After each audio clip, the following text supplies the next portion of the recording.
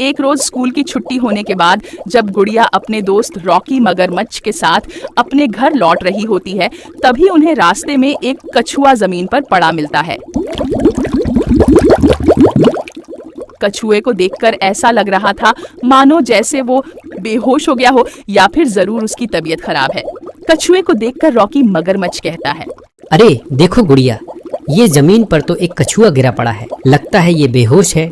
देखो ना, ये चल फिर नहीं रहा। लगता है इस कछुए को जरूर ही कहीं चोट लगी हुई होगी, तभी ये यहाँ ऐसे बेहोश पड़ा हुआ है। लगता है इसे चोट लगी होगी या फिर ये बीमार होगा। हमें इसकी मदद करनी चाहिए। अगर इस बेचारे को ऐसे ही छोड़ देंगे तो इसकी तबीयत और भी खराब हो सकती है। हमें इसे अपने साथ ले जाना चाहिए। नहीं गुड़िया, अगर हम इस कछुए को अपने साथ ले गए तो हमारी मम्मी हम पर बहुत गुस्सा करेगी। हम इसे अपने घर नहीं ले जा सकते।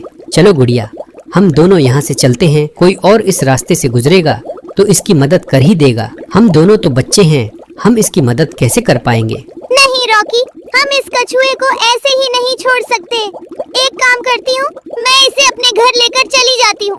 मेरी मम्मी जरूर इसकी मदद करेगी। गुड़िया बहुत दयालु थी। वो उस कछुए को लेकर अपने घर की ओर चली जाती है। मम्मी, आप कहाँ हो? देखो, मैं अपने साथ किसे लाई हूँ। बेटा, ये कछुआ तुम्हें कहाँ से मिला और तुम इसे अपने साथ घर क्यों ले आई? तुम्हें तो पता है ना, हम लोगों को घर का खर्च चलाने में ही कितनी परेशानी होती है। हम एक पालतू जानवर घर पर नहीं रख सकते बेटा। तुम जहाँ से इसे लेकर आई हो, वापस वहीं ले जाकर इसे छोड़ आओ। लेकिन मम्मी, ये कछुआ कब से बेहोश है? ये आंखें नहीं खोल रहा। मुझे लगा कि इसकी तबीयत खराब है, इसलिए मैं इसकी मदद करना चाहती थी। इसीलिए मैं इसे अपने साथ घर ले आई। मम्मी, आप प्लीज इस कछुए को कुछ दिन के लिए घर पर रख लो। जब ये ठीक हो जाएगा तब मैं इसको वापस उसी जगह पर छोड़ आऊंगी जहाँ से मैं इसे लाई थी। ठीक है बेटा, तुम कुछ दिनों तक इसे यहाँ रख सकती हो, लेकिन याद रखना बस इसके ठीक होने तक। ठीक है मम्मी। गुड़िया की माँ उस कछुए को रखने के लिए तैयार हो जाती है और गुड़िया की माँ रोज की तरह अपने मालिक सेठ किशोरी लाल के बर्गर के ठेले पर काम करने के लिए चली जाती है। गुड़िया की माँ बर्गर बनाने का काम करती थी, जहाँ उसे ठीक ठाक सैलरी मिल जाया करती थी। वहीं दूसरी ओर गुड़िया उस कछुए का खूब ख्याल रखती है और ऐसे ही दिन बीतते जाता है। एक रोज गुड़िया देखती है कि कछुए ने अपनी आंखें खोल रखी है। प्यारे कछुए, अब तुम ठीक हो ना?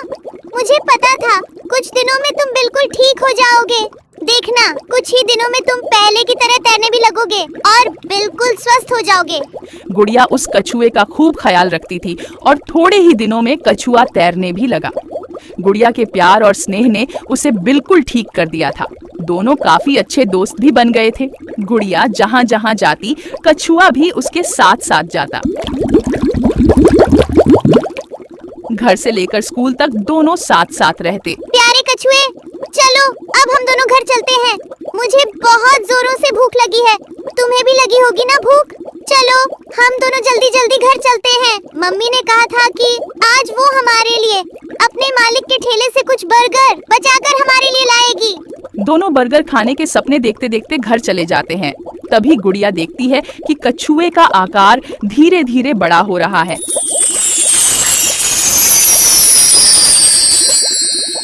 वो कछुआ अब गुड़िया से भी बड़ा हो चुका था। तभी कछुआ बोल पड़ता है, गुड़िया, तुम चाहो तो मेरे ऊपर बैठ सकती हो। मैं तुम्हें घर अपने ऊपर बैठा कर ले चलूंगा। प्यारे कछुए, तुम बोल भी सकते हो। और ये क्या प्यारे कछुए, तुमने तो अपना आकार भी बड़ा कर लिया। लगता है तुम कोई साधारण कछुआ नहीं हो। तुमने बिल्कुल सही कहा गुड़िया, मैं कोई साधारण कछुआ नहीं हूँ। मैं जब चाहूँ अपना आकार बढ़ा घटा सकता हूँ। और हाँ, मेरे अंदर जादुई शक्तियाँ भी मौजूद हैं। इतने दिनों से मैं बीमार था, इसलिए मैं अपनी शक्तियों का इस्तेमाल नहीं कर पा रहा था, लेकिन तुमने इतने दिनों तक मेरा ख्याल रखा और अब मैं बिल्कुल ठीक हो चुका हूँ। तुम बिल्कुल ठीक हो गए प्यारे कछुए, ये तो अच्छी बात है। लेकिन बस एक बात का डर है। अब तो तुम ठीक हो गए हो, मम्मी तो तुम्हें हमारे घर में नहीं रहने देगी। उन्होंने कहा था जब तुम ठीक हो जाओगे तो मैं तुम्हें वापस वहीं छोड़ आऊंगी जहाँ से मैं तुम्हें लेकर आई थी। कोई बात नहीं गुड़िया, मैं तुम्हारे घर पर नहीं रह सकता तो क्या हुआ, मैं तो समंदर में हूँ ना। तुम जब चाहो मुझसे मिलने आ सकती हो। और फिर गुड़िया उस कछुए पर बैठकर घर चली जाती है।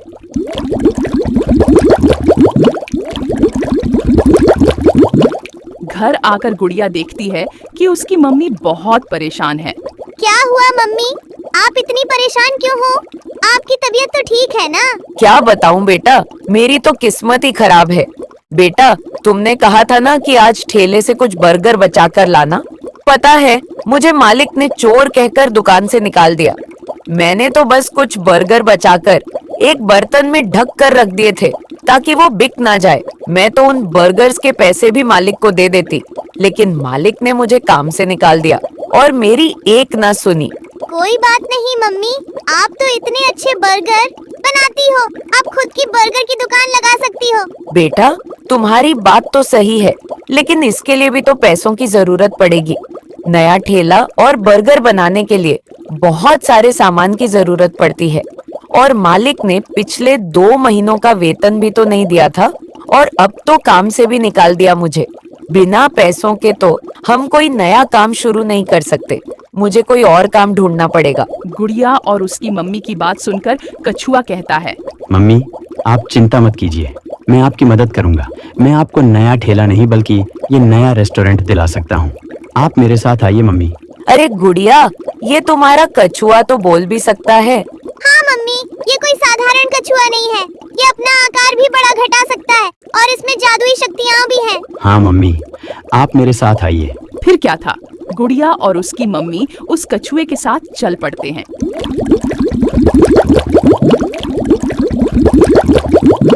वे लोग एक खाली जगह पर रुक जाते हैं और कछुआ अपने जादू से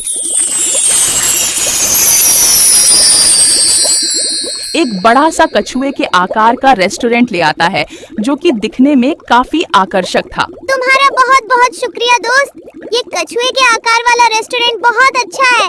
ऐसा रेस्टोरेंट तो पूरे समंदर में दूर दूर तक कहीं नहीं है। जो कोई भी इस रास्ते के पास से गुजरेगा खुद को यहाँ आने से नहीं रोक पाएगा और वो रुककर हमारे बर्गर जरूर ट्राई करेगा। ये रेस्टोरेंट है ही इतना प्यारा। गुड़िया और उसकी मम्मी कछुए का धन्यवाद करती है और फिर उसी दिन से उस रेस्टोरेंट में काम करना शुरू कर देते हैं।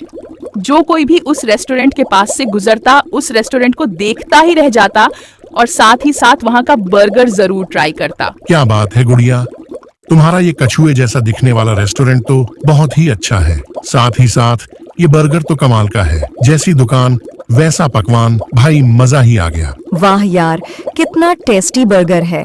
इसके अंदर की आलू पैटी तो एकदम क्रिस्पी है। ऐसा लग रहा जैसे किसी बड़े रेस्टोरेंट के यहाँ का बर्गर हो। सच में आप लोगों का बर्गर बहुत टेस्टी है। कुछ दिनों में मेरा जन्मदिन आने वाला है।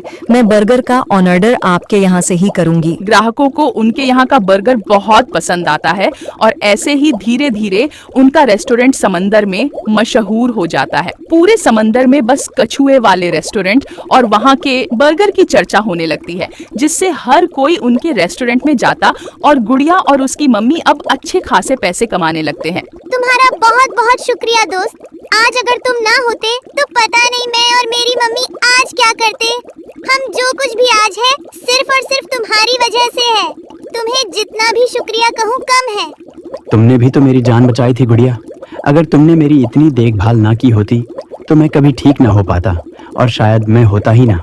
मुझे माफ कर देना प्यारे कछुए, मैं ही तुम्हें घर पर नहीं रखना चाहती थी और तुमने ही हमारी इतनी मदद की। तुम्हारा बहुत बहुत शुक्रिया। गुड़िया और उसकी मम्मी का रेस्टोरेंट देखते ही देखते दूर दूर के समंदरों तक मशहूर हो जाता और गुड़िया और उसकी मम्मी अब बहुत खुश थे। उनका प्यारा कछुआ दोस्त भी अब हमेशा के लिए उनके ही पास रहने लगा। वहीं दूसरी ओर सेठ किशोरी लाल के ठेले पर अब बर्गर खाने कोई नहीं आने लगा और उसकी दुकान कुछ ही दिनों में हमेशा के लिए बंद हो गई। काश मैंने गुड़िया की मम्मी को काम से ना निकाला होता तो आज मेरे भी ठेले पर बर्गर खाने वालों की भीड़ लगी रहती। तो कैसी लगी दोस्तों आपको बर्गर वाली जलपरी की कहानी? क्या आपको भी बर्गर खाना पसंद है? हमें कमेंट्स में बताएं और अगर आप चैनल पर नए हो तो चैनल को जरूर सब्सक्राइब करें और बेल नोटिफिकेशन दबाना ना भूलें। तो मिलते हैं दोस्तों अब अगली वीडियो में। समंदर के ठीक बीचों बीच एक डोसे की दुकान थी जिसे टूनी जलपरी और उसकी बेटी गुड़िया चलाती थी। टूनी जलपरी स्वादिष्ट डोसा बनाती और गुड़िया उन्हें ग्राहकों को देती थी। दोनों माँ बेटी के डोसे की दुकान पर ग्राहकों की खूब भीड़ रहती थी। टूनी जलपरी, मेरे लिए भी एक मसाला डोसा लगाना, और हाँ, 2 मसाला डोसा पैक भी कर देना। मैं अपने बच्चों के लिए भी लेकर जाऊंगा। जी, आप बस 2 मिनट रुकिए, मैं फटाफट बना देती हूँ। टूनी जलपरी ग्राहक के लिए गर्मा गर्म मसाला डोसा बनाती है और ग्राहक को देती है। ग्राहक खूब मजे से खाता है और डोसा पैक करवाकर घर भी ले जाता है। तभी एक और ग्राहक आता है। आज मेरे घर पर सुबह का नाश्ता नहीं बना। तुम एक काम करो, जल्दी से 10 डोसे पैक कर दो। आज मैं पूरे परिवार के लिए डोसा लेकर जाऊंगा। सब बहुत खुश हो जाएंगे। और एक काम करना, सांभर और बादाम वाली चटनी थोड़ी ज्यादा देना। वो क्या है ना कि मेरी बीवी को बहुत पसंद है। 10 डोसे बनने में थोड़ा समय लगेगा, आप 15 मिनट बैठिए, मैं अभी बना देती हूँ। टूनी जलपरी फटाफट एक के बाद एक करके 10 डोसे बना लेती है और ग्राहक को देती है। ग्राहक टूनी जलपरी को पैसे देता है और अपने घर की ओर चला जाता है। तभी गुड़िया अपनी माँ से कहती है, मम्मी, अब तो हमारे ठेले पर काफी भीड़ रहने लगी है, जिससे हमारी कमाई भी बढ़ चुकी है। क्या हम इस छोटे से दुकान तक ही सीमित रहेंगे? मम्मी, मुझे लगता है हमें एक बड़ी सी दुकान खोलनी चाहिए। कब तक भला आप इस छोटे से ठेले पर डोसा बेचती रहोगी? हाँ बेटा, तुम सही कह रही हो। और तुम्हारे बाबा का भी तो यही सपना था कि हमारी डोसे की एक बड़ी सी दुकान हो जो पूरे समंदर में फेमस हो। तुम्हारे बाबा तो अब हमारे साथ नहीं हैं, लेकिन मैं उनका सपना जरूर पूरा करूंगी। कुछ महीनों बाद टूनी जलपरी समंदर में एक बड़ी सी दुकान खोलती है, जहां अब उसके सारे पुराने ग्राहक डोसा खाने आते हैं। सभी टूनी जलपरी की तरक्की देखकर बहुत खुश होते हैं। गुड़िया बेटा, अब तुम मेरे साथ यहाँ काम नहीं करोगी। क्या हुआ मम्मी? आप ऐसा क्यों कह रही हो? मुझसे कोई गलती हो गई है क्या? मैं तो पूरी मेहनत से काम करती हूँ, फिर भी आप मुझे काम करने से मना कर रही हो। अरे बेटा, ऐसी कोई बात नहीं है। बस अब हमारे सारे दुख दूर हो गए हैं। बाबा का सपना भी पूरा हो गया। अब मैं चाहती हूँ कि तुम एक अच्छे से स्कूल में जाओ और खूब मन लगाकर पढ़ाई करो। मैं हूँ ना यहाँ इस दुकान को संभालने के लिए। पहले तो मैं मजबूर थी जो तुम्हें अच्छे स्कूल में पढ़ा ना सकी, लेकिन अब तो सब ठीक है। टूनी जलपरी गुड़िया का एडमिशन एक अच्छे से स्कूल में करवा देती है। अब गुड़िया स्कूल जाना शुरू कर देती है और गुड़िया के बदले अपने दुकान पर टूनी जलपरी किसी और को काम पर रख लेती है, जिसका नाम था रेखा। टूनी जलपरी अब बस बैठे बैठे पैसे गिनती और रेखा डोसा बनाया करती। कुछ दिनों तक तो सब कुछ अच्छा चलता है, लेकिन एक दिन उफ, मैं ये बोरिंग डोसा बना बना कर थक चुकी हूँ। एक तो इतनी मेहनत करो फिर भी फिक्स्ड सैलरी ही मिलती है, और ये टूनी जलपरी तो बस बैठकर पैसे गिनती रहती है। काश मेरी भी खुद की दुकान होती तो जितने भी डोसे बिकते सारे पैसों की मालिकिन मैं अकेले ही होती।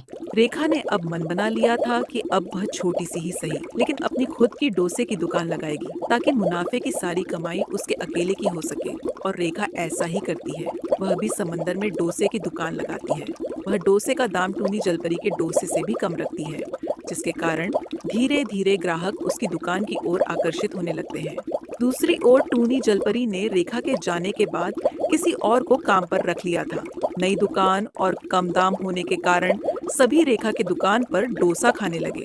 रेखा, तुमने तो नई दुकान लगाई है और तुम्हारे डोसे का दम भी टूनी जलपरी के डोसे से कम है। चलो एक मसाला डोसा खिला ही दो, जरा मैं भी तो देखूं कि किसका डोसा ज्यादा बढ़िया है, तुम्हारा या टूनी जलपरी का। ग्राहक के ऐसा कहने पर रेखा को मिर्च लग जाती है और ग्राहक से कहती है, मेरा डोसा दुनिया का सबसे बेस्ट डोसा है। तुम मेरे डोसे को टूनी जलपरी के डोसे से कंपेयर मत करो। वैसे भी मैं ही तो वहाँ डोसा बनाया करती थी। टूनी जलपरी तो बस बैठे बैठे नोट गिनती थी। अच्छा ठीक है, बना दो फिर एक मसाला डोसा। रेखा फटाफट डोसा बनाकर ग्राहक को देती है।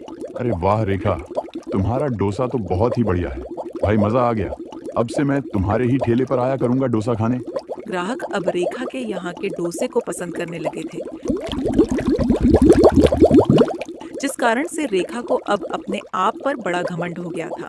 रेखा, बादाम की चटनी थोड़ी और देना, खाने में बड़ा ही स्वादिष्ट है। उफ, एक डोसा खाते हो और बार बार सांभर तो कभी बादाम की चटनी मांगते रहते हो। 2 बार तो बादाम वाली चटनी दी, अब तीसरी बार मांग रहे हो। तुम्हें कोई चटनी नहीं मिलने वाली अब। चलो पैसे दो और फूटो यहाँ से, पता नहीं कहाँ कहाँ से आ जाते हैं। ग्राहक को रेखा के ऐसे बर्ताव से बड़ा बुरा लगता है। वह पैसे देकर चुपचाप वहां से चला जाता है और दोबारा कभी उसके ठेले पर नहीं आता। रेखा के ऐसे ही बर्ताव से धीरे धीरे वह अपने सारे ग्राहक खराब कर लेती है। और दूसरी ओर टूनी जलपरी अपने डोसे का दाम रेखा के डोसे के जितना कर देती है और सारे ग्राहक फिर से टूनी जलपरी की दुकान पर जाने लगते हैं और रेखा के ठेले पर अब मक्खियों के अलावा कोई ना आता। इसलिए कहते हैं दोस्तों कि घमंड कांच की तरह होता है, एक ना एक दिन टूटता जरूर है। दोस्तों, अगर आपको ये कहानी पसंद आई हो तो हमारे चैनल को सब्सक्राइब जरूर करें और साथ साथ ही बेल नोटिफिकेशन ऑन करना ना भूलें। तो मिलते हैं अब अगली वीडियो में।